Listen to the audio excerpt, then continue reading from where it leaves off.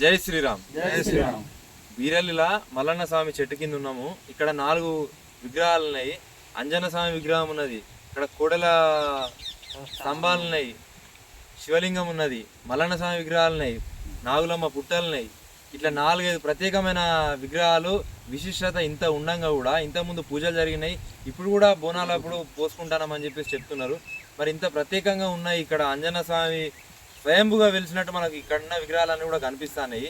ఇంత ప్రత్యేకత మన బీరల్లి ప్రాంతంలో కూడా మనందరం చేసుకున్న అదృష్టం, పుణ్యము.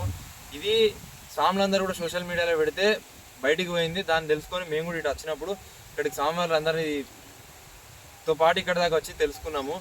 ఇక్కడికి వచ్చి ఇక్కడ దీని విశిష్టత, దీని ప్రత్యేకత, దీని చరిత్ర చెప్తా అంటే మాకే ఆశ్చర్యం వేస్తుంది. మన చుట్టుపక్కల ప్రాంతాలలో కోడెల స్తంభాలు అనేవి ఎక్కడ కూడా కనిపించాయి మనకు. మన దగ్గర స్వయంభూగా వెలిసి మన తాతల కాలం నుంచి అంత ముందు నుంచి కూడా ఉన్నాయని చెప్పేసి తెలిసిన తర్వాత మనం దీన్ని పట్టించుకోకపోతే మనంతా అంటే మనం ఎందుకు అయ్యాను అనుకోవడము. కాబట్టి ఇప్పటికైనా కానీ పోయిందేం లేదు, ఇక ముందైనా కానీ గుడి ఇక్కడ డెవలప్ కావాలని చెప్పేసి మన బీరల్లి ప్రాంతాలను అందరం కూడా మనం కోరుకోవాలి. బీరల్లి చుట్టుపక్కల ప్రజలందరూ కూడా మనం కోరుకోవాలని చెప్పేసి తెలియజేస్తున్నాము. ఎందుకంటే లేకొకరు బాధపడతా అంటే ఉండి కూడా దాన్ని ఉపయోగించుకోకపోతే మనకు ఏముండదు అన్న స్వాములు.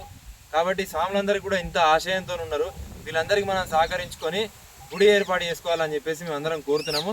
మా వంతు సహాయ సహకారాలు కూడా స్వామివారికి అది చేసుకునే అదృష్టం ఖచ్చితంగా మాకు రావాలని కోరుకుంటున్నాము. వచ్చే సంకల్పం మీరు ఇవ్వాలని చెప్పేసి కోరుకుంటున్నాము. జై శ్రీరామ్.